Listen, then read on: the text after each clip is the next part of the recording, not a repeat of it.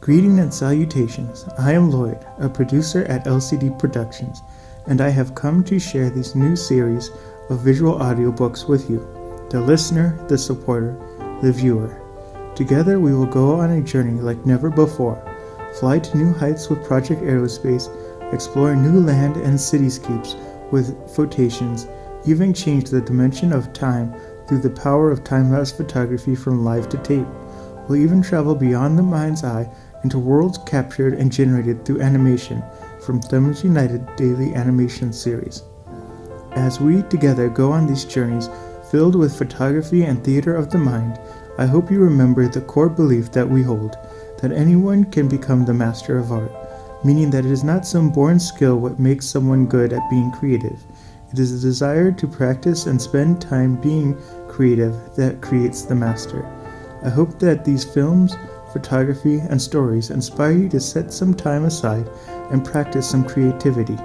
I believe if we all spend more time creating and being constructive, the world would be a better place, a more friendlier and fulfilling place. Thank you for coming. Let's begin this journey.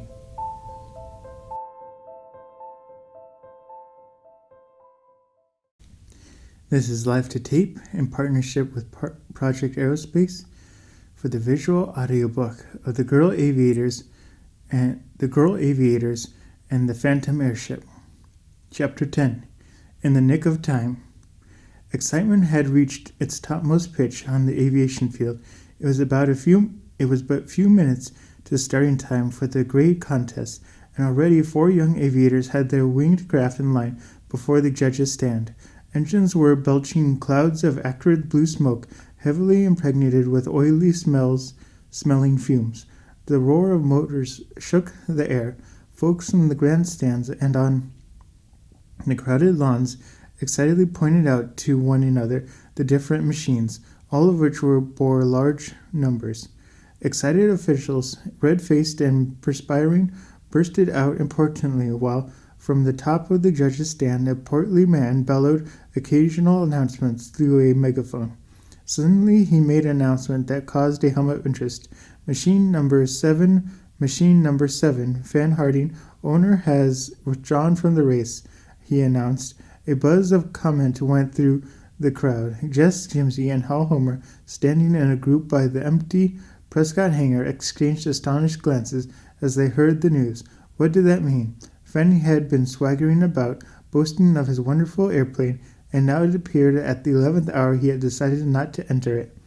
Must have had an accident, opined Jimmy. Maybe he gave it one of those pleasant looks of his, suggested Jess. Whatever can Peggy be? Exclaimed the girl the next minute. She's been gone more than an hour. I do hope nothing's happened to her. Not likely, rejoined Jimsy, although he looked a little troubled over the non-appearance of the golden butterfly. The police said they had dragnet out in every part of the vicinity, volunteered Hal Homer, who had returned only a few minutes before from the station house. Bang! A bomb had been shot skyward, and now exploded in a cloud of yellow smoke. 3 minutes to starting time, cried Hal Homer anxiously. Where can Miss Prescott be? Look, cried Jess suddenly, dancing about. Oh, glory, here she comes. Far off against the sky, a speck was visible. Rushing toward them at a tremendous speed, it swiftly grew larger. A crowd saw it now, and great excitement prevailed. The word flew around that the machine was the missing number 6. Would it arrive in time to participate in the start and thus qualify? This was the question on every lip. Hal Homer jumped to the auto and sped over to the judge's stand. Can't you delay the start for 5 minutes? He begged. Impossible, was the reply. But that airplane number 6 has been delayed by some accident. If you can start the race on time, it may not arrive in time to take part. Can't be helped, young Prescott. That's the name of the owner, isn't it? Shouldn't have gone off on a cross-country tryout. Back to the hangar speed, Yal, where Jess and Jimsy, almost beside themselves with excitement, were watching the homing airplane. She'll be on time, cried Jimsy as the graceful ship swept over the distant confines of the course and came thundering down toward the starting point. A great cheer swept skyward as the airplane came in. She'll make it. She won't. Where has the thing been? Why is it so late? These and 100 other questions, all remarks, went from mouth to mouth all through the big crowd. It's all off, groaned Jimsy suddenly. He had seen the signal corps man who was duty.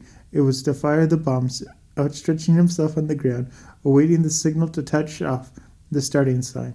But even as Jimsy spoke, the golden butterfly made a swift turn, and amid a roar from the crowd, shot whirling past the grandstand and aligned in front of the stand on the starting line. Hardly had the wheels touched to the ground before the judge in charge of the track raised his hand.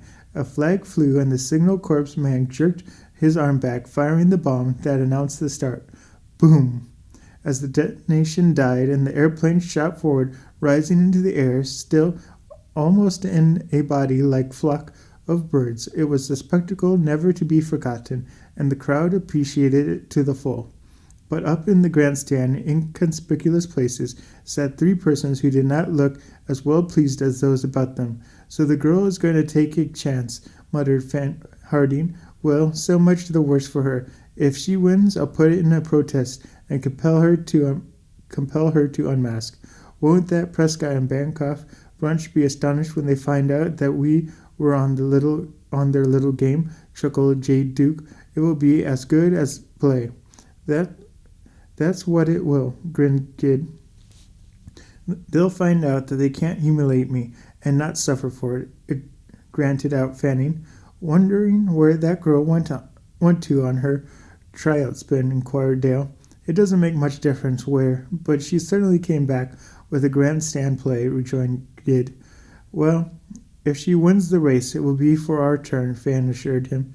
They turned their attention to the contest, 2 laps of which had been made while they were talking. Number 1, a small white Bellrat type of monoplane, seemed to be making the pace for the rest, and a word flew out about that it had gained half a lap on number 4, its nearest competitor so far.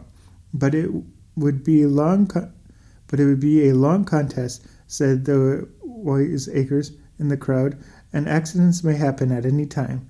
On the 4th lap, number 1 was seen to descend over by the hangars. Something had gone wrong with its lubricating valve. By the time the difficulty was adjusted, it was hopelessly out of the race. Number 3 was the next to drop out. The machine was driven by one of the high school lads, and his contingent of rooters in the grandstand set up a woeful noise as he dropped to earth in the middle of the course.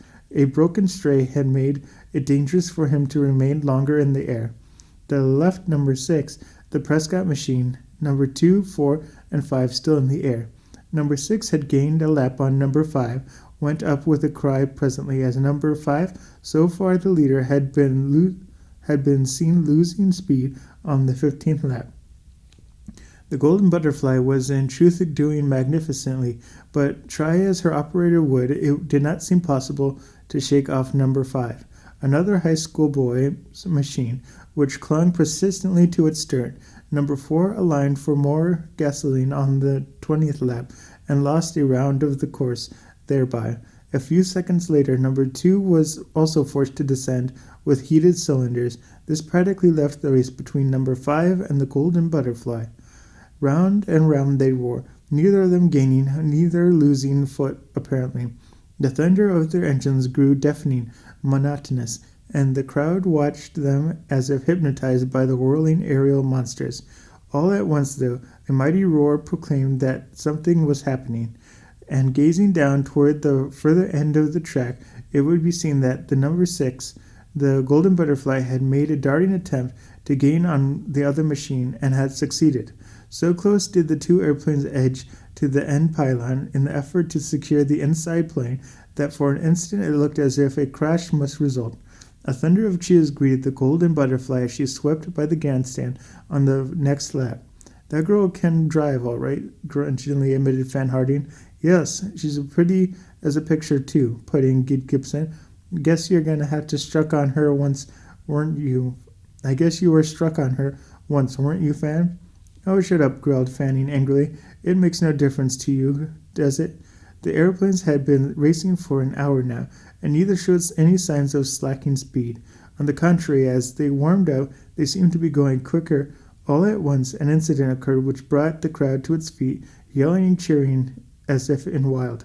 The driver of number 5, as the two machines passed the grandstand, had made a deliberate attempt to prevent the Golden Butterfly overhauling him by jamming his airplane over a pylon directly in front of the Butterfly. For an instant it looked as if the crash must be inevitable, but just as the spectators were beginning to turn pale and the more timid to hide their eyes, the Butterfly was seen to make a graceful dip and dive clean under the other airplane. It was a magnificent bit of aerial diving, and the crowd appreciated it to the full. A roar and shout went up, and which the driver of number 6 responded with a wave of a gloved hand. 10 minutes later, number 5, 2 laps behind,